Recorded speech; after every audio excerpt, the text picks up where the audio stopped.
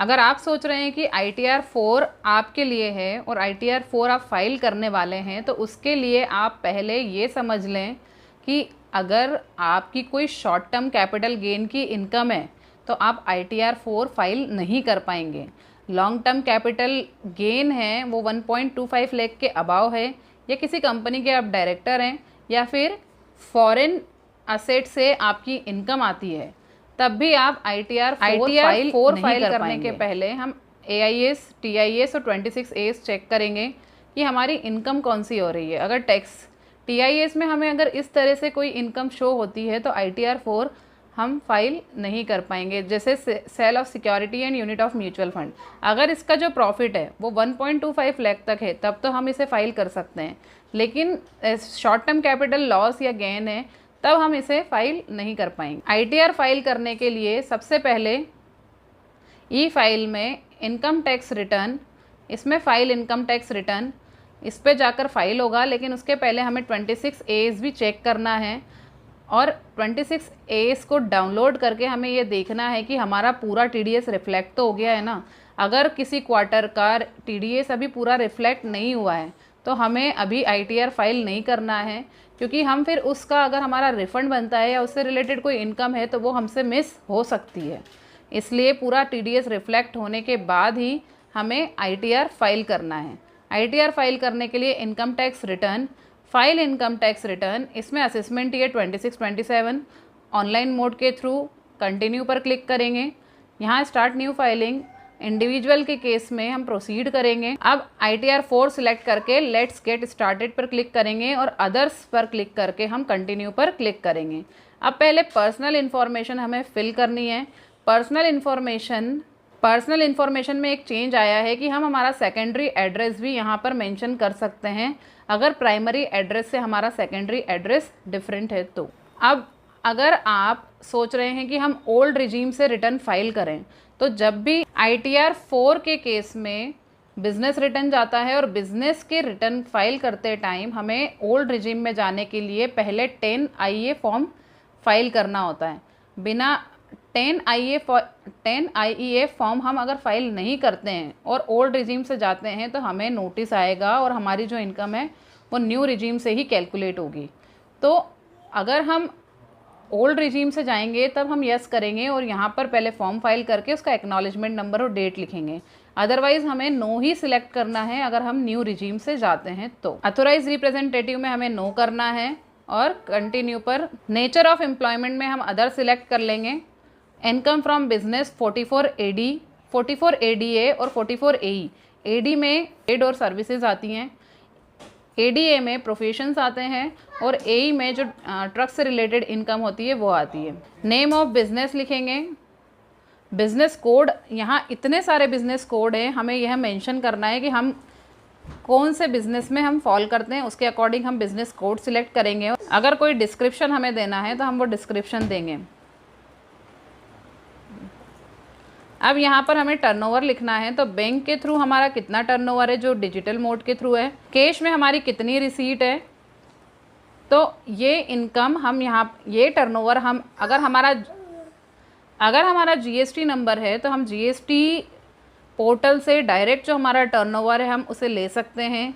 Otherwise जो हमने अगर कुछ बुक्स मेंटेन की है तो हम वहाँ से टर्नओवर ले सकते हैं, उसके अकॉर्डिंग हम अपना टर्नओवर लिखेंगे। और अगर कैश में कोई रिसीट है तो हम कैश का टर्नओवर लिखेंगे। लेट सपोज हमारा जो बैंक से टर्नओवर है उसे 10 लाख अमाउंट हम ले लेते हैं। लेट सपोज हम यहाँ पर 10 लाख टर्नओवर ले लेते हैं। 10 लाख टर्नओवर के अकॉर्डिंग हमें मिनिमम 6% तो प्रॉफिट शो करना ही है। अगर हम 6% से अबव प्रॉफिट दिखाना चाहें तो हम दिखा सकते हैं। और इसी तरीके से अगर हमारी कैश में कोई रिसीट है तो कैश में जो रिसीट है उसका हमें मिनिमम 8% प्रॉफिट शो करना पड़ेगा। अगर हम इससे कम प्रॉफिट दिखाते हैं ना तो ये एरर दे देगा कि इतना प्रॉफिट आप नहीं दिखा सकते हो, आपको इससे ज़्यादा ही दिखाना है। अब हमने जैसे 5 लाख प्रॉफिट ले लिया, लेकिन अगर हमारी 8 लाख हम बैंक के थ्रू इनकम दिखाते हैं और 2 लाख हमारी कैश के थ्रू इनकम दिखाते हैं, तो हमें यहाँ पर 6% और 8% वाली प्रॉफिट क्राइटेरिया को फुलफ़िल करना पड़ेगा।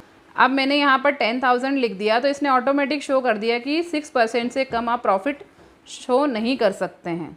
अब यहाँ पर हमारी जो इनकम है वो 5 लाख हो चुकी है। अब अगर कोई 44 ADA में हमारी इनकम है तो यहाँ पर हम बिज़नेस कोड सिलेक्ट करेंगे। जैसे हम टैक्स कंसल्टेंसी सिलेक्ट करके इसको ऐड कर लेंगे और यहाँ पर हम इनकम दिखाएंगे, और वो इनकम हमें यहाँ पर मिनिमम 50% इनकम शो करनी है, 50% से ज़्यादा भी दिखा सकते हैं। 10 लाख हमारा टर्नओवर दिखा रहे हैं तो हमें 50% मतलब 5 लाख तो दिखाना ही है। अगर अभी हमने यहाँ 4 लाख, उसने ऑटोमेटिक हमें एरर दे दी कि इतनी इनकम आप नहीं शो कर सकते। 44 AD और ADA का प्रॉफिट हमने ले लिया। अब 44 AE में अगर हमारी कोई इनकम है तो हम वो इनकम भी यहाँ पर शो कर सकते हैं। अब अगर इनकम फ्रॉम सैलरी अगर कोई इनकम है तो यहाँ पर ग्रॉस सैलरी में हम सैलरी का अमाउंट, यहाँ पर हम salary as per section 17 subsection 1 में सैलरी का अमाउंट लिखेंगे। हाउस प्रॉपर्टी से रिलेटेड अगर कोई इनकम है तो details of income from house property पर जाकर प्रॉपर्टी का एड्रेस ऐड करेंगे, और रेंट अमाउंट कितना रिसीव हुआ है ये हमें इनकम में लिखना है। उसमें 30% हमें डिडक्शन मिल जाएगा। और अगर हमने किसी बैंक से लोन ले रखा है तो वो लोन की इन्फॉर्मेशन भी हमें यहाँ पर शो करनी है।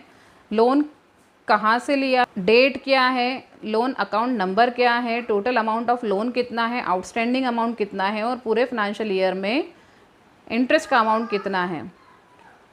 ये पूरी डिटेल हम फिल करके इसे ऐड कर देंगे। इसके बाद इनकम फ्रॉम अदर सोर्सेज में हमें ऑटोमेटिक जो इनकम AIS TIS 26 AS में शो हो रही है वो हमें यहाँ शो हो जाएगी। अगर हम चाहें तो हम उस इनकम को एडिट कर सकते हैं, और अगर कोई और इनकम हमें ऐड करनी है तो लेंगे और अमाउंट लिखेंगे। इसके बाद कंफर्म पर क्लिक कर देंगे। फिर financial particulars of the business, यहाँ पर जब एग्जेम्प्ट इनकम का डिस्क्लोज़र आता है तो यहाँ पर financial particulars of the business हम यहाँ पर शो करेंगे। तो हमें यहाँ पर जो मैंडेटरी है उसे लिखना है, लेकिन बैंक का तो हमारे पास एक्चुअल बैलेंस अवेलेबल होता है, तो हमें बैंक का 31 मार्च 2026 पर क्या बैलेंस है हमें वही लिखना है। कैश इन हैंड और ये सब जो मैंडेटरी फील्ड है ये हमें फिल करना है। उसके बाद सेव करना है। अगर GST रिटर्न फाइल किए हैं तो हमारे पास GST नंबर होगा, तो GST नंबर हमें लिखना है यहाँ पर, और GST टर्नओवर कितना है वो यहाँ लिखना है। अगर कोई एग्रीकल्चर इनकम है जो 5000 रुपीज़ तक है तो वो एग्रीकल्चर इनकम हम यहाँ पर लिख सकते हैं, क्योंकि अगर 5000 से अबव इनकम जाती है तो इसके लिए फॉर्म चेंज हो जाएगा।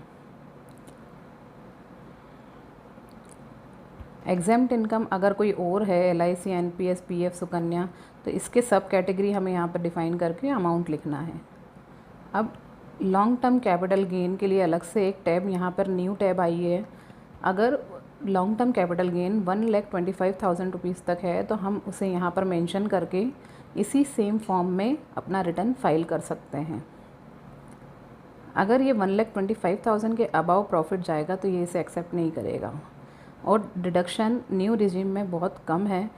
Contribution to pension scheme of central government by employer और कंट्रीब्यूशन टू अग्निपथ स्कीम, यही हमारे पास डिडक्शन अवेलेबल है।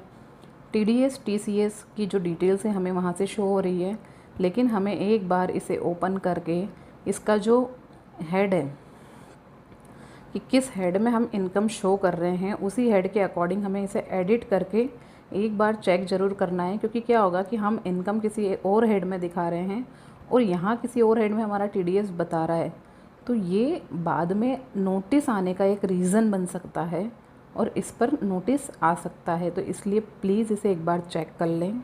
एडवांस टैक्स अगर कुछ पे किया है तो वो चालान यहाँ पर ऑटोमेटिक शो हो रहा होगा, एक बार उसे देख लें। और अगर नहीं है तो as it is confirm click कर दें।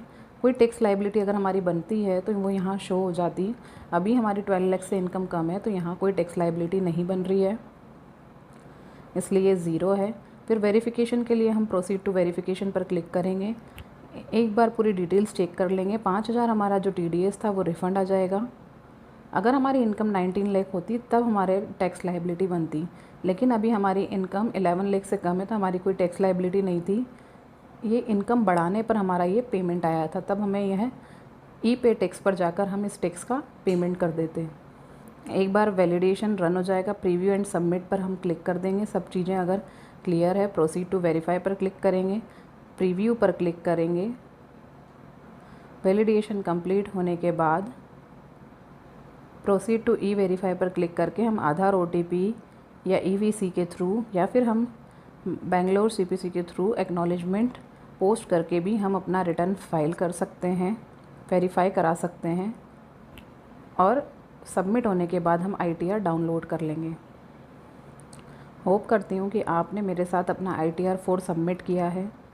अगर आपने इस वीडियो में कुछ सीखा है तो प्लीज़ इसे लाइक करें, शेयर करें, कमेंट करें और चैनल को सब्सक्राइब करें ताकि आगे आने वाले सभी वीडियो आप देख पाएँ और किसी और SSC के लिए भी ये बेनिफिशियल हो पाए तो उन्हें शेयर प्लीज़ करिए। Thank you.